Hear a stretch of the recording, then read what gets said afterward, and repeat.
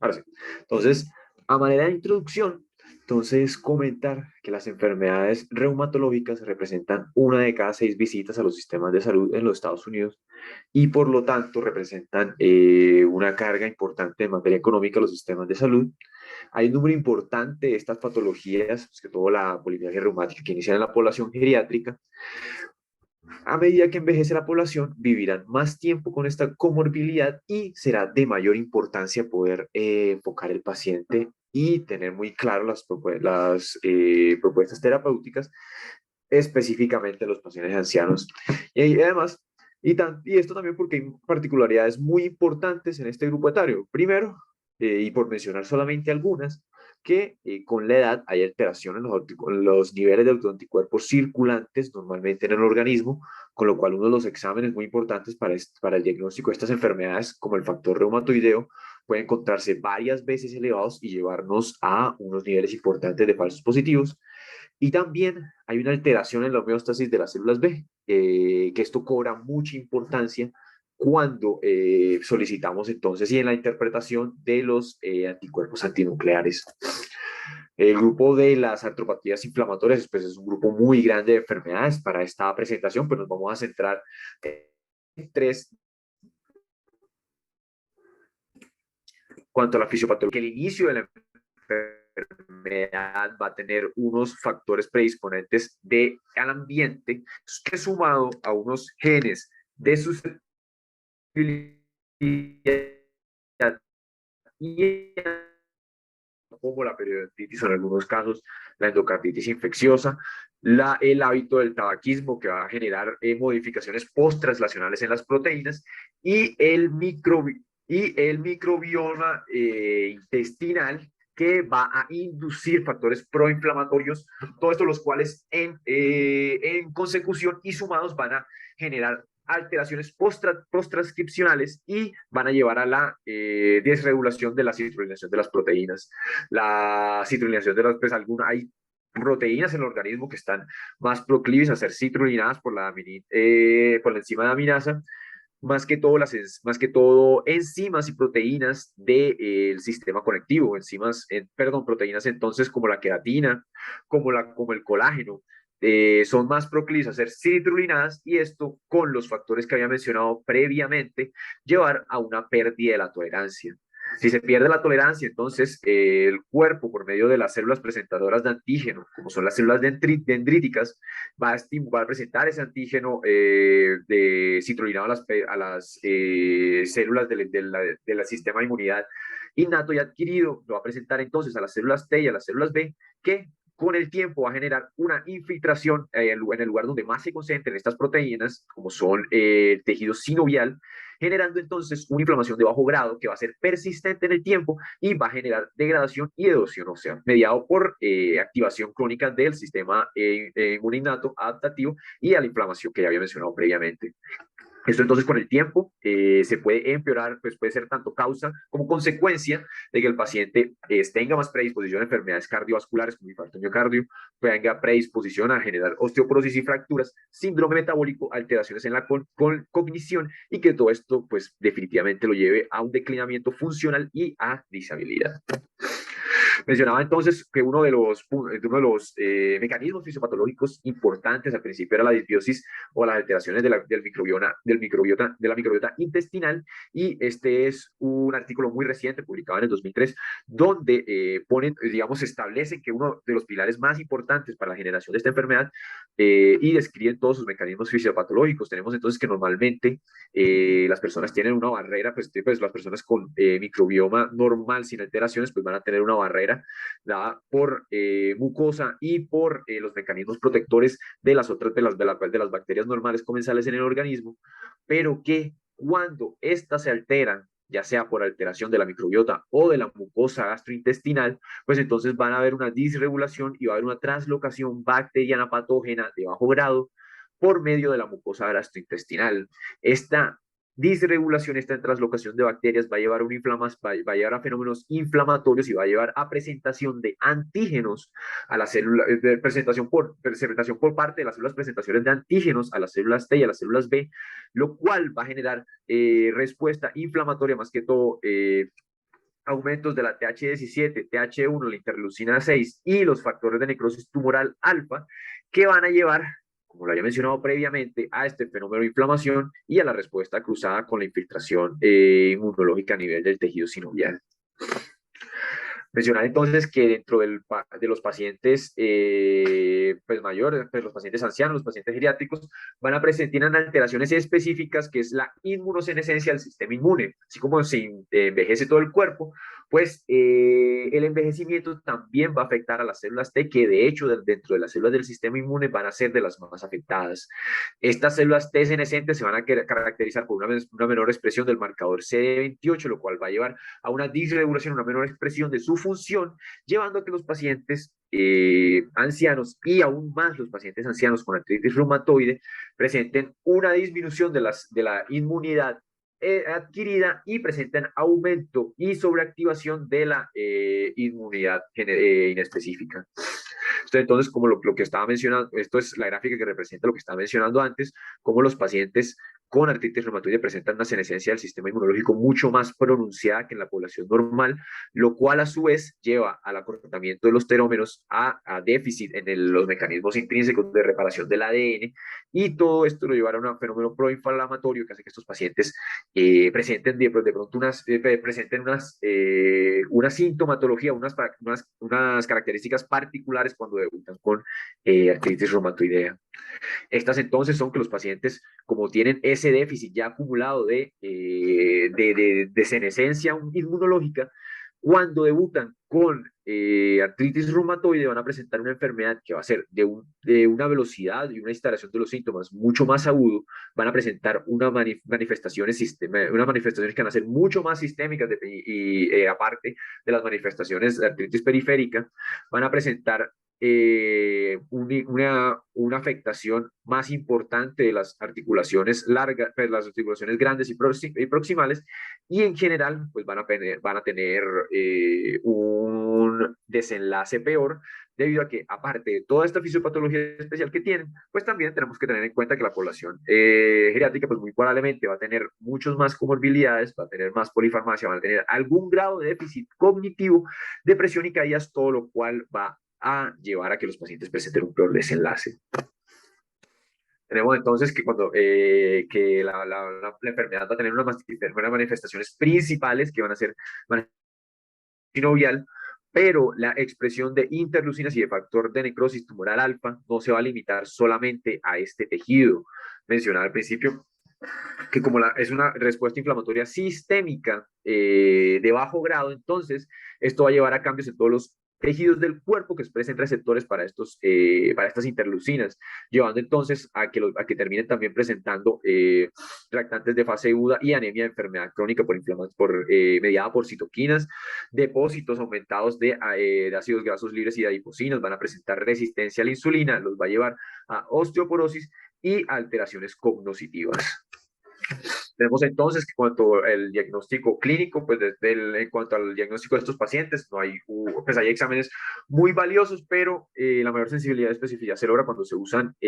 scores de clasificación o scores de diagnóstico que tienen en cuenta los tres puntos principales de la fisiopatología de esta enfermedad, que son la presencia de síntomas articulares, la presencia de la serología que voy a hablar más adelante y la presencia de reactantes de fase aguda. Mencionaba entonces en la introducción que uno de los cambios fisiopatológicos característicos con la edad es que van a presentar alteraciones en los niveles de autoanticuerpos, lo cual se vuelve muy importante en los pacientes en los que se sospecha artritis reumatoide, porque los niveles de factor reumatoide, un examen que es esencial para el diagnóstico de esta enfermedad, va a aumentar con la edad. Tenemos entonces que estos niveles se van a más, pues, que la prevalencia, perdón, que la incidencia de falsos positivos asociados a niveles elevados con la edad de factor reumatoideo se va a ir doblando más o menos cada 20 años, teniendo en cuenta que va a ser muy poco común en los pacientes entre los 15 y los 34 años, pero a medida que van doblando las décadas, pues también se va doblando la presencia de falsos positivos, llegando a que los pacientes con 75 años pues pueden presentar falsos positivos más o menos en el 17% de los casos. El 17% de los casos van a ser falsos positivos. A nivel entonces de tratamiento, tenemos entonces, este es el esquema Este es el esquema de tratamiento de la Sociedad Europea, del EULAR, de la Sociedad Europea de Reumatología, que es donde más me voy a centrar porque aquí es donde en los últimos años se han dado los cambios más importantes. Tenemos entonces que clásicamente un paciente que se le hace diagnóstico inicial de esta enfermedad debe ser iniciado con fármacos modificantes de la enfermedad, que el de primera elección siempre va a ser metrotexato, dependiendo, y que se podrá combinar con otro tipo de medicamentos como leflunomida, sulfalacina o con los glucocorticoides. En la evolución entonces de estos pacientes se esperarán de 3 a 6 meses a ver si los pacientes presentan una remisión total de la enfermedad o llegan a estar a una sintomatología, unas manifestaciones de la enfermedad leve, con los cuales pues ya consideraríamos que estos pacientes están controlados y deberían continuar con ese mismo tratamiento, en cuyo caso contrario, entonces ya me explicaré más adelante, pero aquí comenzamos a diferir. Pues se han presentado los mayores cambios en los últimos años porque los pacientes, en caso de que los pacientes no se controlen,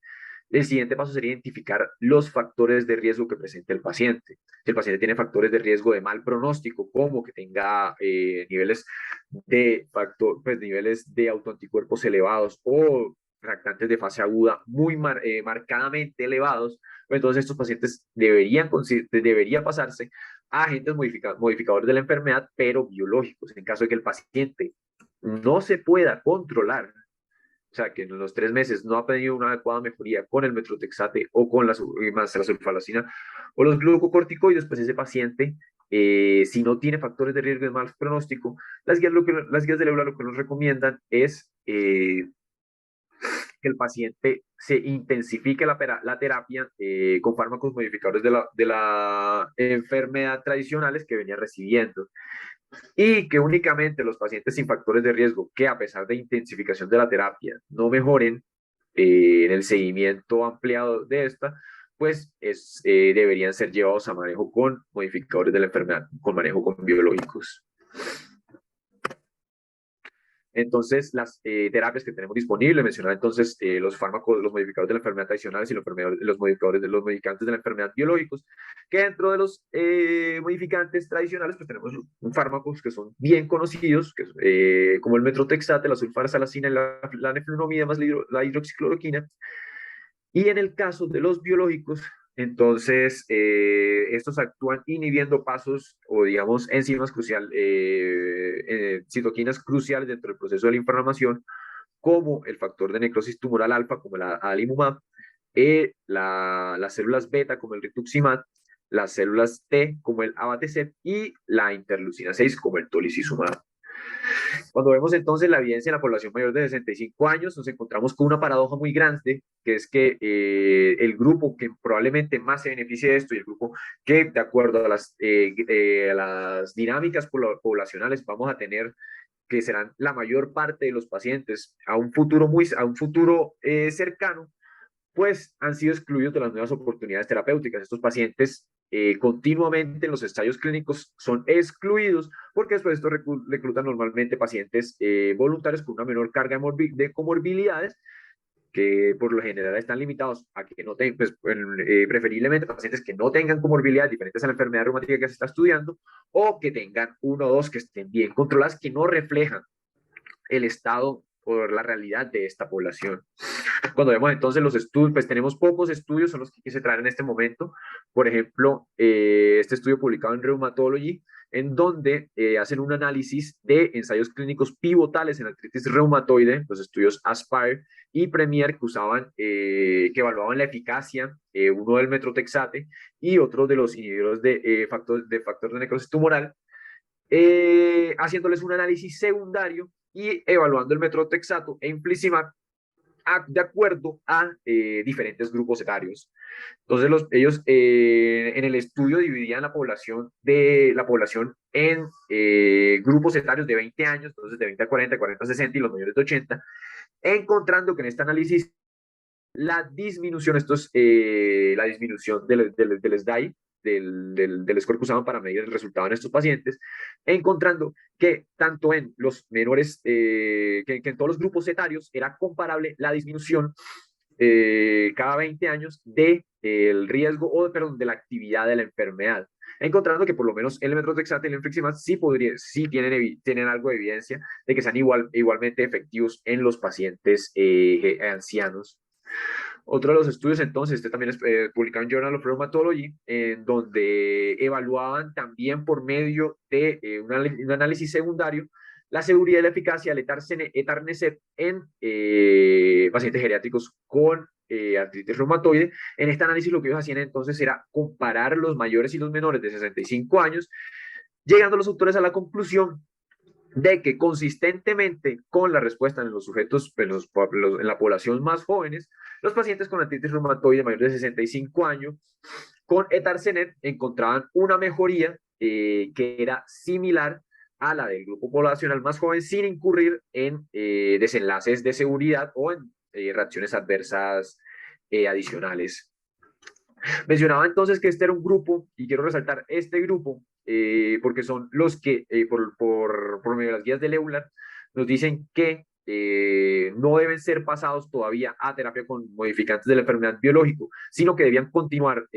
tratados con modificadores de la enfermedad tradicionales, porque recientemente, es como es conocido, los biológicos tienen, o se ha descrito que tienen mayor eficacia en cuanto a la modificación de los síntomas y el pronóstico de la enfermedad. Cuando buscamos entonces saber qué tan bien o cómo se manejan esos pacientes que tienen alguna carga, sobre todo estos de acá, que no presentan una mejoría inicial con el tratamiento de primera línea, sino que a pesar de tener una enfermedad leve moderada que no responde, la guía nos indica que tenemos que continuar o tenemos que intensificar el tratamiento con modificantes de la enfermedad convencionales, cuando este es un estudio reciente publicado en Rheumatology Advances en el 2021, realizado en el Reino Unido, donde buscaban esos pacientes que continúan con enfermedad moderada, que están en proceso de intensificación de su terapia, que no estaban tratados con terapia con biológicos, a ver cómo se les hacían consultas domiciliarias, a ver qué tan bien controlada estaba su enfermedad, encontrando que una muy importante porcentaje de la población, vemos aquí entonces, esto es los desenlaces de dolor y dificultad realizando las actividades básicas de la vida diaria, un porcentaje importante que es entre el 40 y el 50%, presentan una escala del dolor entre 5 y 10, con lo cual tenemos que esa población con terapia, con enfermedad moderada, a pesar de que está siendo identificada, pues en realidad no se está controlando bien de los síntomas. Cuando evaluamos en el mismo artículo los desenlaces de fatiga y dificultad de sueño, pues que van a ser muy importantes más que todo para evaluar la calidad de vida, vemos desenlaces similares, más o menos entre el 40 y el 50% de los pacientes presentan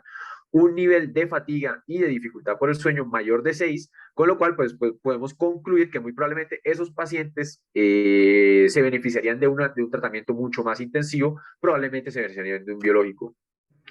Cuando nos preguntamos entonces, bueno, pero si son pacientes, pues si tenemos un tratamiento que es mucho más efectivo y que nos puede llevar y que tenemos una población importante de pacientes que no están siendo bien controlados de sus síntomas con el tratamiento tradicional, ¿por qué no se les aplica también el tratamiento biológico? Pues tenemos uno de los problemas fundamentales con este tipo de terapias y es el costo. Estos son artículos de análisis de costo-beneficio realizados también en el Reino Unido, donde ellos tienen, pues por el Sistema Nacional de Salud, aprueban o rechazan medicamentos basados con base en límites preestablecidos, donde llegan a la conclusión en este del 2017 que la costo-efectividad del uso de biológicos en la artritis reumatoidea en población general es cuestionable, o sea, de manera indiscriminable, no desde el punto de vista de la mejoría, sino desde el punto de vista de la costo-efectividad, teniendo en cuenta pues el alto precio de estos medicamentos. Por lo cual, en este recomienda solo aplicarla en el subgrupo de peor pronóstico. Y en este, publicado en el 2016, donde tomaban un grupo amplio de medicamentos biológicos, adalimumab, etanercept, infliximab, cetuximab y más, en pacientes que no habían sido siendo tratados previamente con ningún tipo de agente modificante de la enfermedad, ellos definían que el costo por quali, el quali es una medida en la cual, digamos, es como una relación entre lo que se gana de calidad de vida y el costo económico asociado con la intervención, es mayor a los límites establecidos por la Asociación Nacional de Salud para que la intervención sea costo efectiva, por lo cual son medicamentos que pueden mejorar son medicamentos que pueden mejorar la calidad de vida y la sintomatología de los pacientes, pero los cuales por ahora el precio pues sigue siendo muy alto para los sistemas de salud y lo viene por ahora rechazando. Para esto entonces se han venido desarrollando biosimilares, que son medicamentos, por hacer un análogo, serían más o menos, pues, el concepto no es equivalente, pero son más o menos los genéricos de los biológicos, que son moléculas que tienen mismos pues, desenlaces muy parecidos de eficacia y de seguridad, con lo cual es pues, a un menor costo, con lo cual pareciera o pudiese ser la solución a este problema que se ha evidenciado recientemente, según los artículos que acabo de exponer. Mencionar entonces que actualmente en los Estados Unidos hay dos biosimilares a infliximab, que es el biológico modificante, el que altera el inhibidor de la factor de necrosis tumoral. Estos dos de los cuales son las moléculas CTP13, que es el Inflectra, y el CB2, que es el Renflexis. Cuando vemos entonces, pues no quiero extenderme en los estudios que lo desarrollan como tal, pero vemos entonces que la eficacia, que son estudios que han llegado a ensayos de fase clínica fase 2, en los cuales se encuentran pues desenlaces satisfactorios de eficacia y seguridad cuando se comparan estos biosimilares con por así decirlo, el original, que sería el infliximab, tanto como para el Inflectra y este que sería para el Renflexis, la molécula SB2. Los agentes, por ahora, mencionar que estos siguen, pues representan una disminución pues en el costo en el costo monetario que tienen este tipo de medicamentos. Siguen siempre, pues, esto es una gráfica perdón, una tabla del costo aproximado que tiene por año cada uno de los medicamentos, diciendo, pues si bien hay una reducción que es importante, pasar de $30.080 a $16.800, pues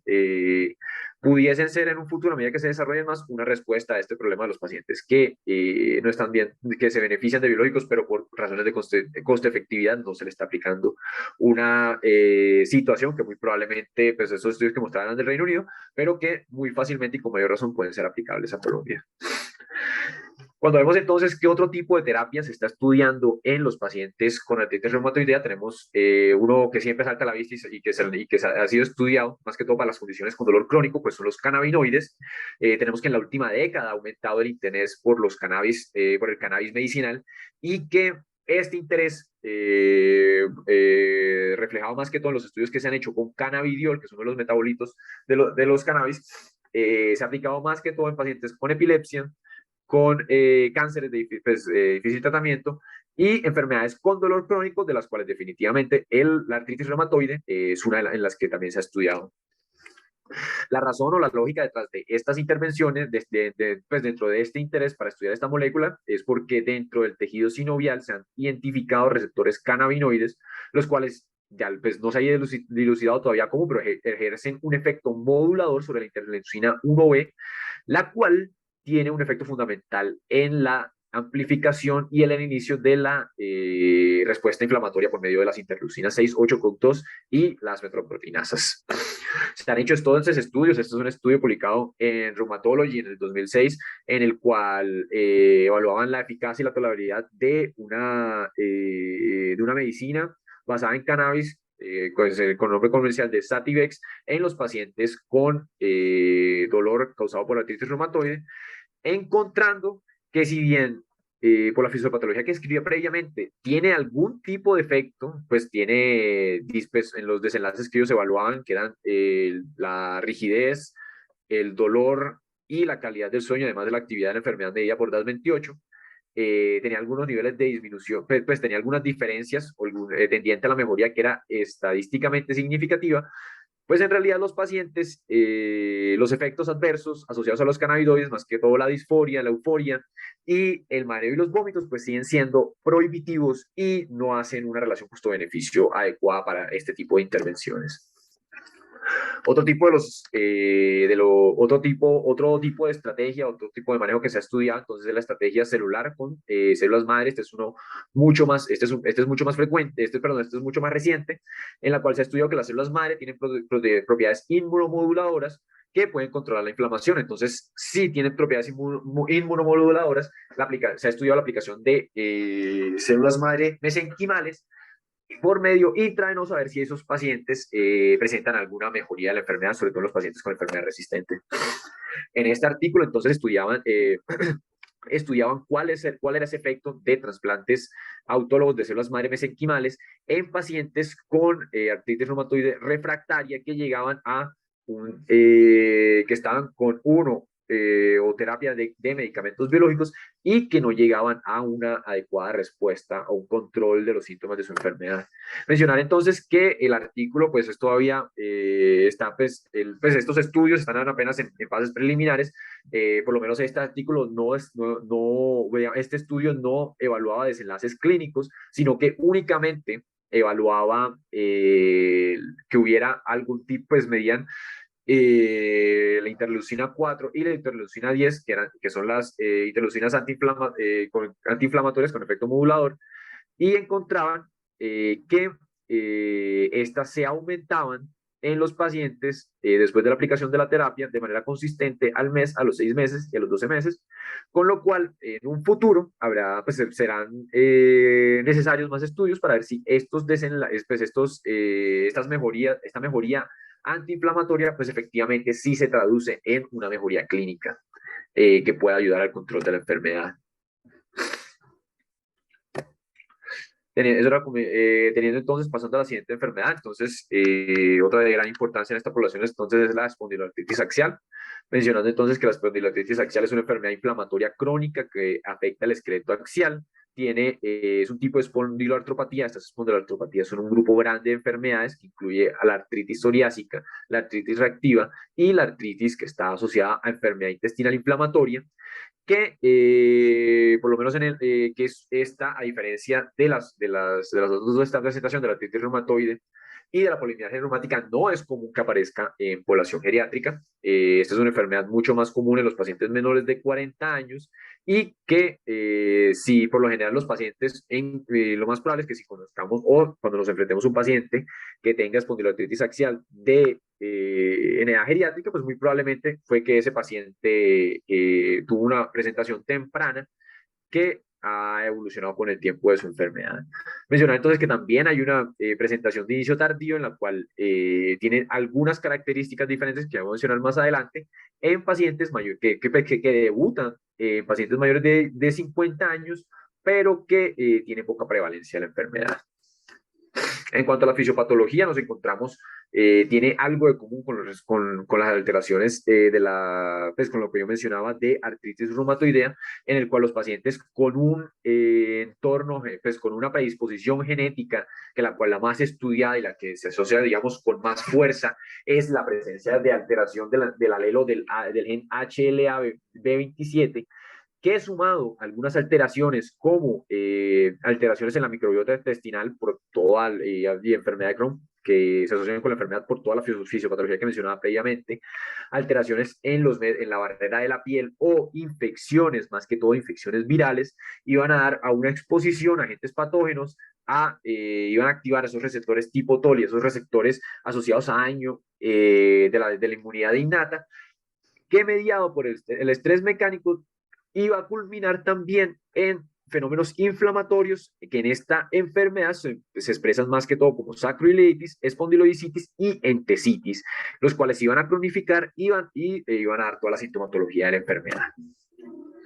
Mencionaba entonces que los pacientes geriátricos con esta enfermedad muy probablemente van a tener un debut temprano, pero hay una minoría que van a presentar con un debut tardío o lo que en la literatura se describe como el elderly onset espondiloartropatía, que va a tener ciertas características diferenciadoras, en las cuales podemos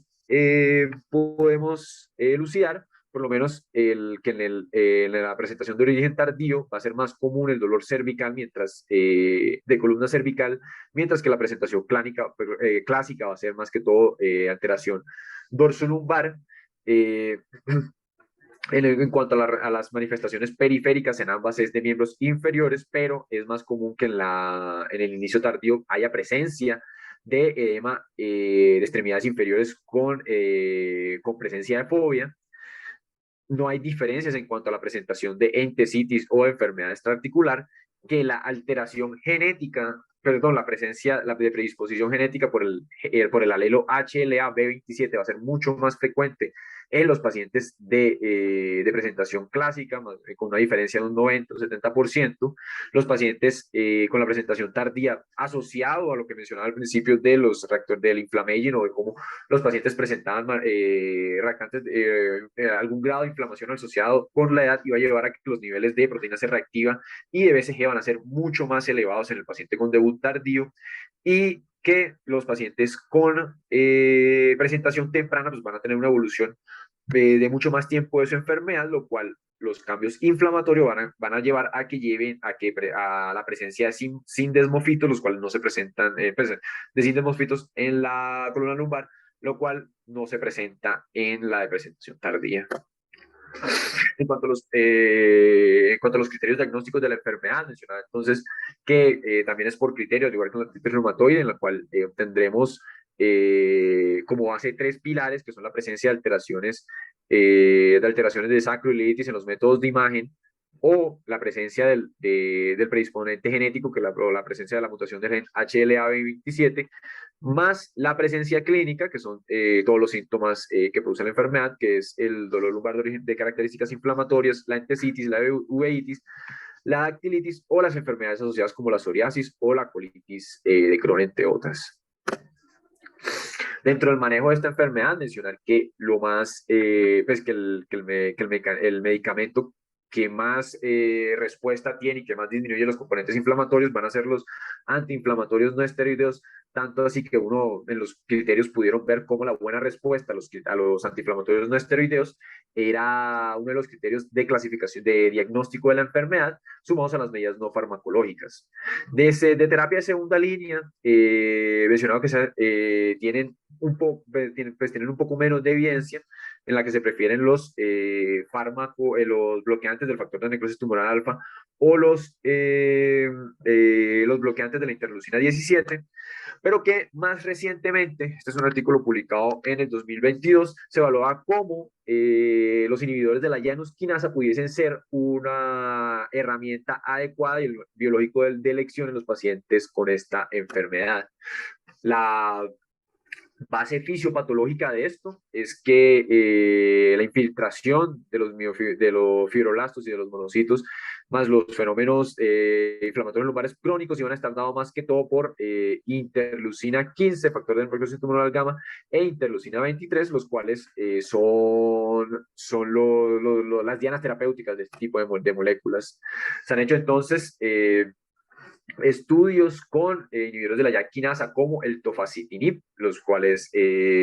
todavía no tienen ensayos clínicos grandes controlados grandes, sino que todavía están en estudios de fase 2, en las cuales por lo menos tanto el tofacitinib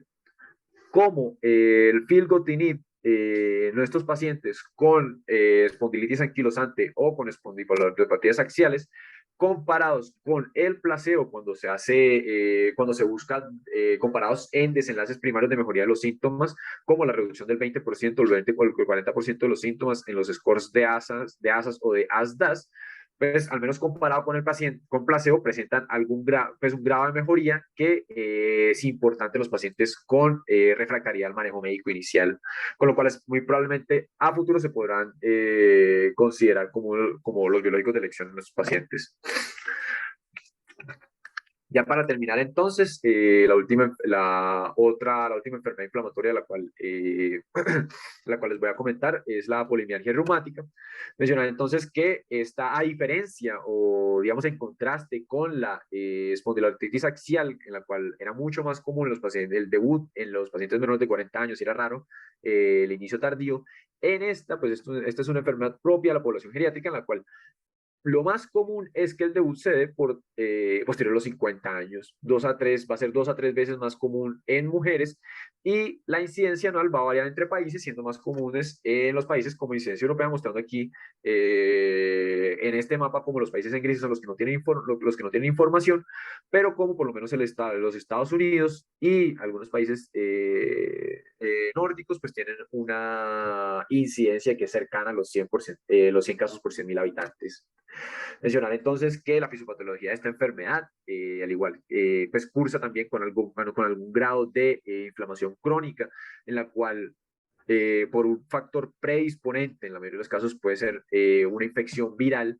los receptores de daño asociado a patógenos asociados a daño van a activar las células presentadoras de antígeno, las cuales van a presentar un fenómeno de autoinflamación y de producción en esta enfermedad sí muy marcado de interleucina 6, lo cual va a llevar a infiltración más que todo a nivel sinovial, a nivel muscular, y a nivel y pues va a aumentar los niveles de reactantes de fase aguda y con inflamación sistémica, lo cual va a llevar entonces a la presentación clínica, que es la presencia de un dolor agudo que se exacerba fácilmente con los movimientos en la musculatura proximal, o sea, en la cintura escapular, y rigidez cervical y de miembros superiores. Este dolor entonces al igual que en otras artropatías, pues pues va a tener características inflamatorias, característicamente por presencia de rigidez en las mañanas y con el reposo que, contrario a los dolores mecánicos, va a mejorar con el movimiento.